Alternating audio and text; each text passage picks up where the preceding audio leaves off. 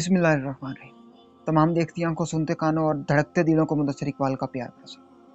आप देख रहे हैं हमारा यूट्यूब चैनल इस्लाम की बात। और आज की इस वीडियो में हम बात करेंगे कि इंसान को किस मकसद के लिए बनाया गया।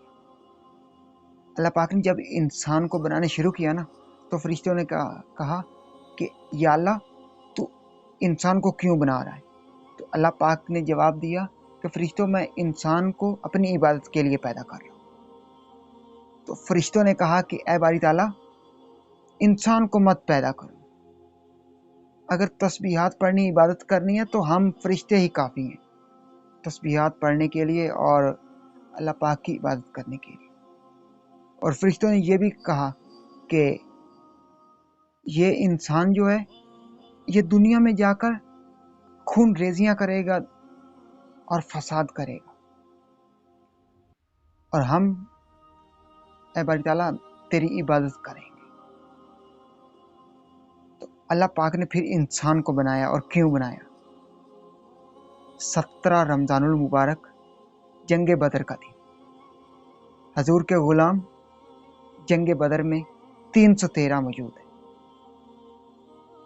जब अल्लाह पाक ने हजूर के गुलामों की मदद के लिए फरिश्ते भेजे ना, तो हजूर के गुलाम बैठे तस्बीहात पढ़ रहे थे, विर्द वजीफे कर रहे थे।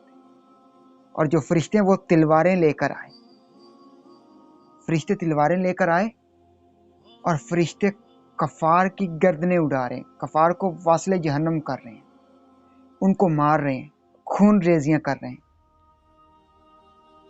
तो उस वक्त अल्लाह पाक ने कहा कि फरिश्ते कहते थे कि इंसान को मत बना। आज देख लो कि वही फरिश्ते खून रेजियां कर रहे हैं और वही इंसान मेरी इबादत कर रहे हैं, तस्बीहात पढ़ रहे हैं। तो हजूर के गुलाम तस्बीहात पढ़ रहे थे और इबादतें कर रहे थे, और फरिश्ते जो है वो खून रेजियां कर रहे थे। अल्लाह पाक ने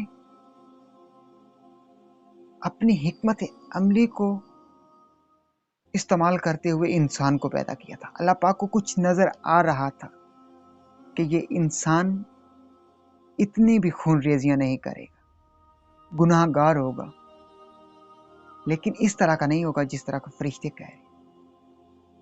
तो अल्लाह पाक ने फिर अपने महबूब के वो 313 गुलामों को तस्बीहात पढ़ाकर, इबादत कराकर और फरिश्तों से उसी वक्त खून रेजियां करवाकर अल्लाह पाक ने पूरी दुनिया को वाज़ेह कर दिया कि मैं कादर मुतलक हूँ, जो चाहूँ, जैसा चाहूँ वैसा कर सकता हूँ।